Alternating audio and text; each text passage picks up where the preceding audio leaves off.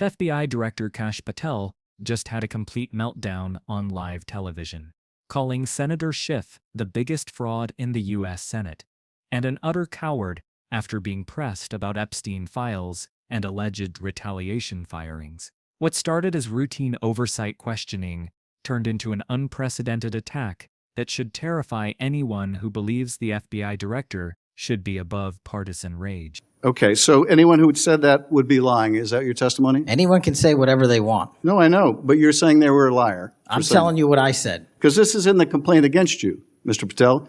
So you're saying Mr. Driscoll and others are liars? I'm not going to address the complaint and the ongoing Okay, well then litigation. let me ask you, have you ever told anyone at the FBI that the FBI tried to put the president in jail and he hasn't forgotten it, and that your job depended on the removal of agents who worked on cases against the president? No. Did you ever tell anyone that? No. Okay. Did you ever tell anyone that you knew these summary firings you were undertaking were illegal, likely illegal, and that you would be sued and later deposed? Did you ever tell anyone that? No firings at the FBI or terminations were done for anything other than justified Did you ever cause. tell anyone that, Mr. No, Patel? Why don't you no answer my question? terminations at the FBI were ever done in my tenure for anything other than failing Did you ever to tell uphold anyone their that, oath of Mr. Patel? You willing to answer the office or question? The FBI. I guess you're not willing to answer the question. So let me move on. Let me move on to the Epstein files. You said you're the most transparent FBI director in history, so I'm going to put you to the test. In 2024, you were asked by Glenn Beck about Epstein's Black Book. And you said, he asked, who has Jeffrey Epstein's Black Book? And you said, Black Book, FBI. And he said, but who? That is, I mean theirs. And you said, oh, that's under the direct control of the director of the FBI. That's what you said. Was that true, Mr. Patel? I'll rely on you quoting it accurately. I did that a couple Was of it years true ago. what you represented to Mr. Beck and the president's supporters out there, or were you lying? Was it true that the Black Book, Epstein's Black Book, was in the possession of the FBI director? The Black Book was in the possession of the FBI. Okay, so now that you're the FBI director, you have possession of the Black Book, right? That index has been released. So you have Jeffrey Epstein's Black Book? What is known as Jeffrey Epstein's Black Book has been released by us. And you released it. And let me follow up on Senator Kennedy's question, because he asked you, and I'll be very precise here.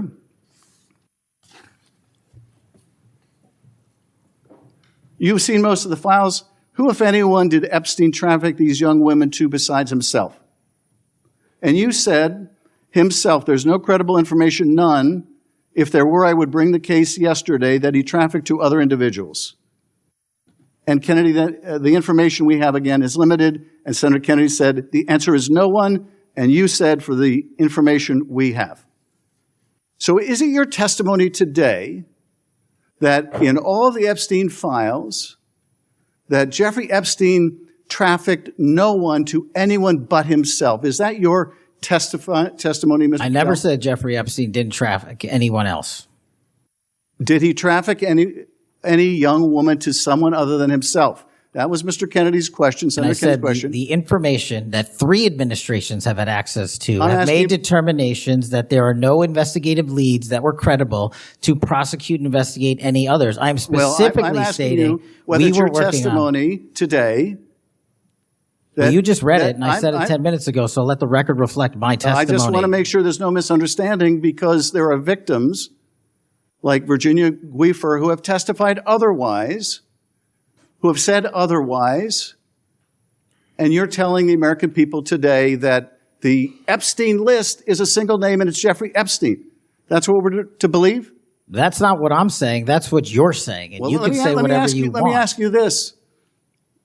When Todd Blanche went to interview Ghislaine Maxwell, she said, but did I think these guys were coming for that? I really don't. If you met Epstein, there's no way that this cast of characters, of which it's extraordinary, and some are in your cabinet, who you value as your co-workers, and you know would be with him if he was a creep or because they wanted sexual favors.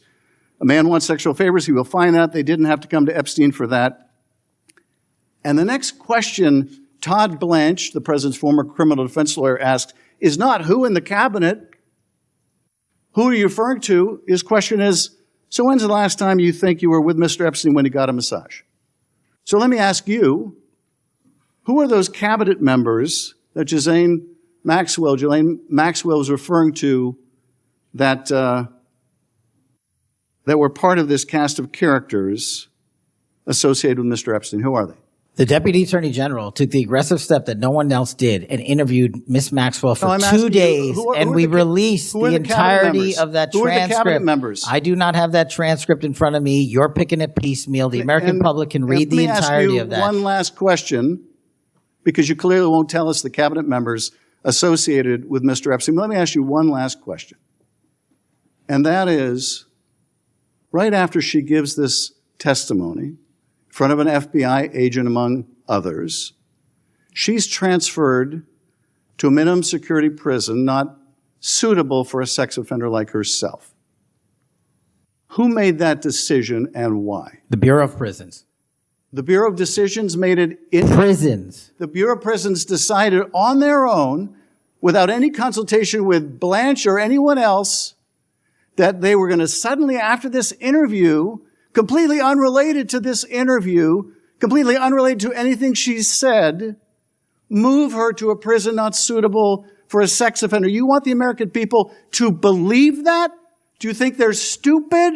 No. I think the American people believe the truth, that I'm not in the weeds on the everyday movements of inmates. Not in the weeds? What I am doing is protecting this country, providing historic reform, and combating the weaponization of intelligence by the likes of you. And we have countlessly proven you to be a liar in Russiagate, in January 6th. You are the biggest fraud to ever sit in the United States Senate. You are a disgrace to this institution and an utter coward. I'm not surprised. I'm not surprised that you continue to lie from your perch and put on a show so you can go raise money for your charade. You are a political buffoon at best. Well, you can take an internet troll. Take it to the bank that the FBI is protecting this country and the state and citizens of California. We are bringing historic reform. Point of order. But all you care about is a child sex predator that was prosecuted by a prior administration, and the Obama Justice Department and the Biden Justice Department did squat. And what did President Trump do? Bring new charges courageously. And what have we done? Chairman, you said I'm the most transparent FBI director in history. 33,000 pages of information to you. I challenge you to say anything credibly to the truth.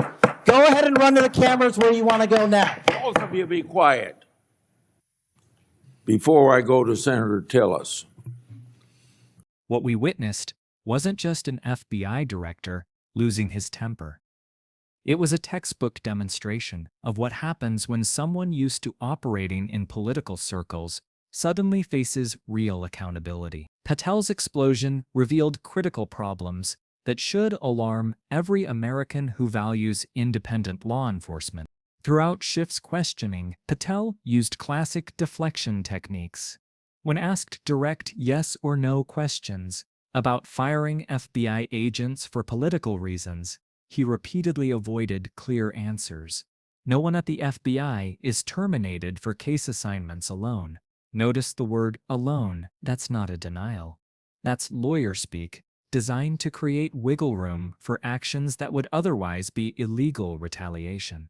When pressed about telling FBI staff that agents who worked Trump cases would be removed, Patel said, "I would never tell someone at the FBI they are being removed for basically their case assignments."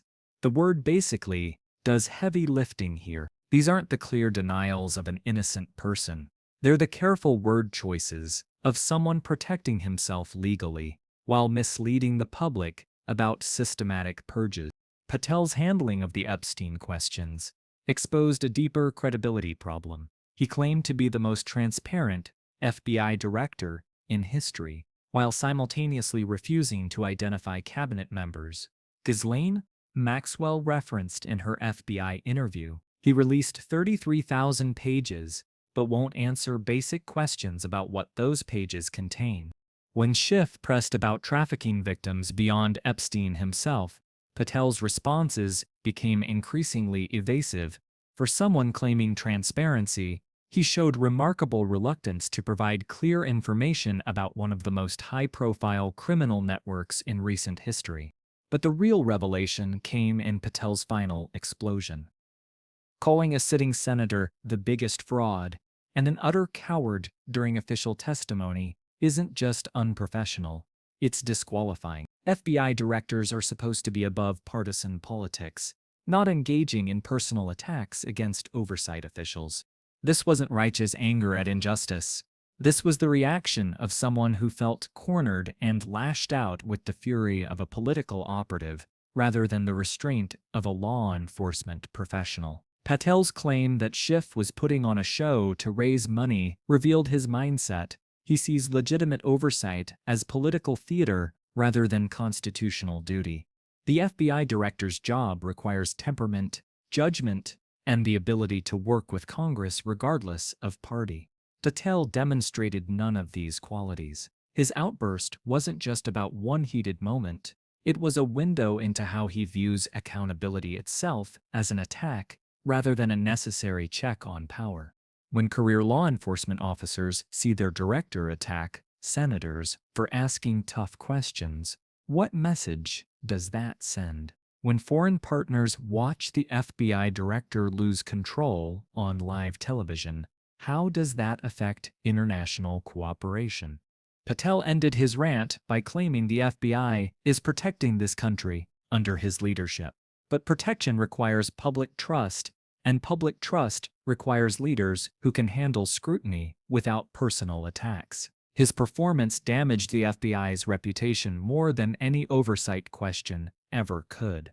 This hearing should serve as a wake-up call about the dangers of placing political loyalists in positions that require independence. When law enforcement leaders can't distinguish between accountability and persecution, when they respond to oversight with rage rather than respect, the institution itself is at risk. Democracy depends on leaders who understand that tough questions aren't attacks. They're the price of power in a free society.